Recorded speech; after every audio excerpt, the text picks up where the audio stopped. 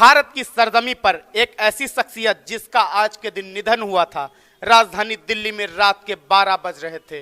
रात का सन्नाटा और अचानक दिल्ली, मुंबई, नागपुर, उत्तर प्रदेश में चारों ओर फोन की घंटियां बज रही थी।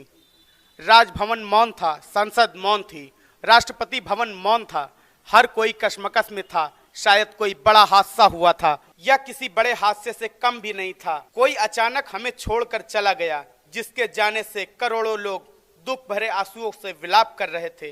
देखते ही देखते मुंबई की सारी सड़कें भीड़ से भर गईं। पैर रखने की जगह भी नहीं बची थी मुंबई की सड़कों पर, क्योंकि पार्थिव शरीर मुंबई लाया गया था और अंतिम संस्कार भी मुंबई में ही होना था। नागपुर, कानपुर, लखनऊ, दिल्ली, चेन्नई, पुणे, नासिक और पूरे देश से मुंबई आने वाली सभी रेलगाड़ी व बसों में बैठने की जगह नहीं थी।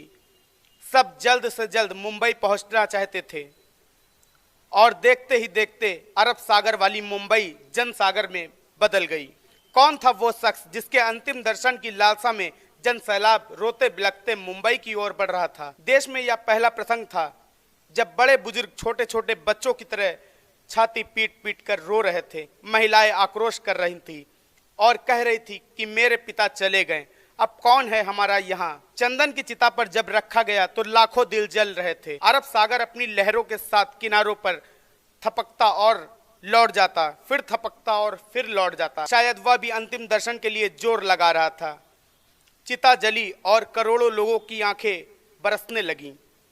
किसके लिए बरस रही थीं ये आंखें? कौन था वह शख्स? किसकी जलती चिता को देखकर जल रहे थे करोड़ों के दिलों के अग्निकुंड? कौन था यह शख्स? कौन था वह जिसके नाम लेने से गरज उठती थी बिजलियां?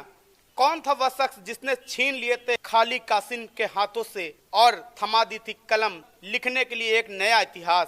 आंखों में बसा दिए थे सपने, होठों पे बसा दिए थे नए तराने। दासता की जंजीरों को तोड़ने के लिए लिया प्रयास का शस्त्र। हर तरफ मातम पसरा था।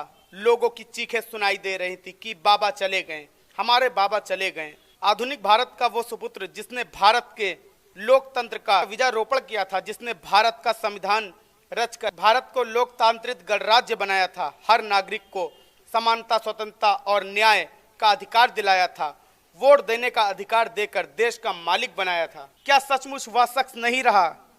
कोई भी विश्वास करने को तैयार नहीं था। लोग कह रहे थे अभी तो बाबा की सफेद गाड़ी रुकी थी। बाबा गाड़ी से उतरे थे, सफेद पोशाक में थे। देखो अभी तो बाबा ने पंचशील दिए थे। 22 प्रतिज्ञाओं की गूंज अभी आसमान में गूंज रही थी। गूंज शांत होने से पहले बाबा शांत नहीं हो सकते। भारत के इतिहास ने एक नई करवट ली थी। जनसैलाब मुंबई की सड़कों पर बह रहा था। भारतीय संस्कृति में तुच्छ कहलाने वाली नारी, जिसे हिंदू कोड बिल का सहारा बाबा ने देना चाहा, संविधान में उसके हक आरक्षित किए थे। ऐसी माँ बहनें लाखों की तादाद में शमशान भूमि पर थीं। यह भारतीय परंपराओं के मुंह पर जोरदार तमाचा था, क्योंकि जिन महिलाओं को शमशान जाने का अधिकार भी नहीं, ऐसी वह 3 लाख महिलाएं बाबा के अंतिम दर्शन को पहुंची थी, जो अपने आप में एक विश्वास विक्रम था।